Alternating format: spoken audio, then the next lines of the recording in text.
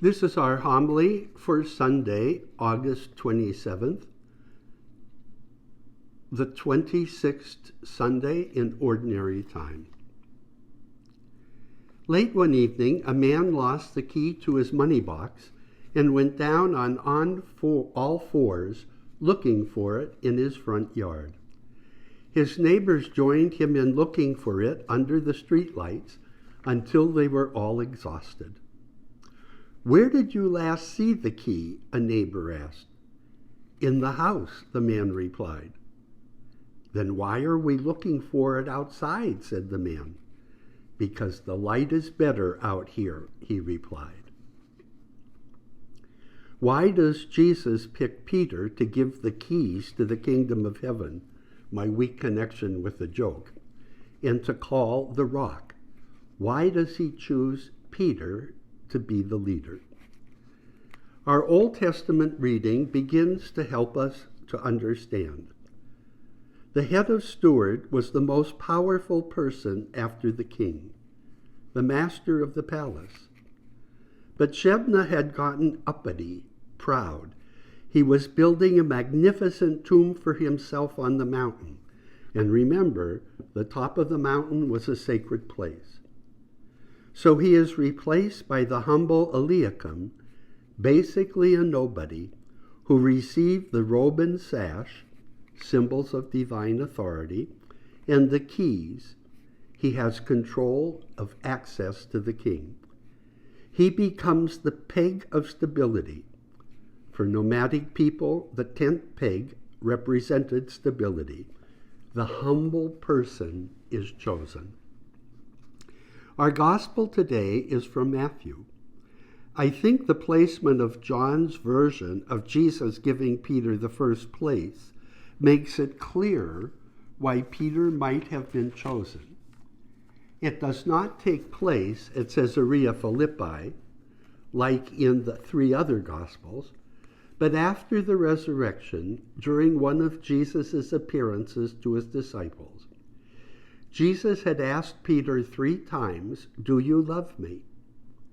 How humble Peter must have felt. Look at what had just happened. Peter insisted to Jesus at the Last Supper that he would never betray him in his usual boastful way. Then he denies Jesus 3 times. He weeps bitterly, he repents, but he still isn't on the way of the cross or at the crucifixion. The risen Lord publicly confronts him and asks him 3 times about his love. He is then told to feed the sheep. That is, he is given his role as leader. This is John's version of Peter receiving the keys of the kingdom. That is why Peter was chosen. He denied Jesus, but he repented and is the first one who verbally receives the gift of Jesus' mercy. And because he experienced the mercy and forgiveness, he is able to bring it to others. He is able to feed the sheep. He has no room or excuse to be uppity, like Shebna in our first reading. So it was humility, weakness, repentance, and acceptance of God's mercy that is being showcased, not human wisdom, power, or eloquence.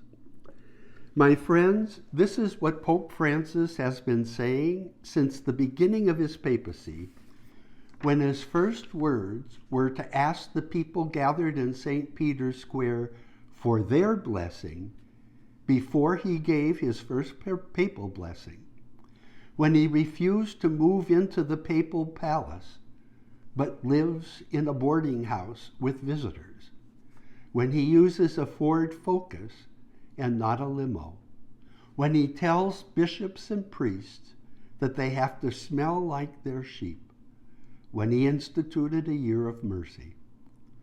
Followers of Jesus are not proud, self-important, triumphant know-it-alls, but those who, like Peter, realize they are sinners, and have accepted God's mercy, thus being able to bring his mercy and forgiveness to others. The church has not always gotten this right, falling into the trap of self-righteousness, of pomp and circumstances under the guise of the dignity of the office or the sacrament of the Eucharist. But ultimately, pride and pompousness is not what Jesus advocated.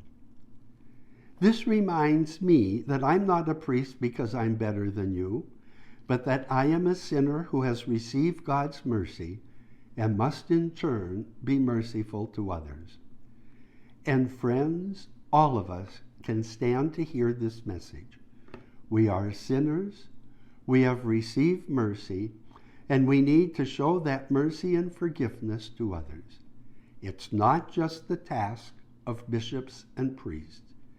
Each baptized person is called to tend the lambs, to feed the sheep. So the reflection I invite us to: how aware am I of the mercy I have received from God? Do I judge others harshly, or do I show mercy? Am I bringing God's mercy to others? Is there anyone I need to forgive? And how can I bring that about? Jesus says to each of us, not just Peter, "Tend my lambs, feed my sheep." Let us thank God each day for his mercy and ask for the grace to share it with others. God bless.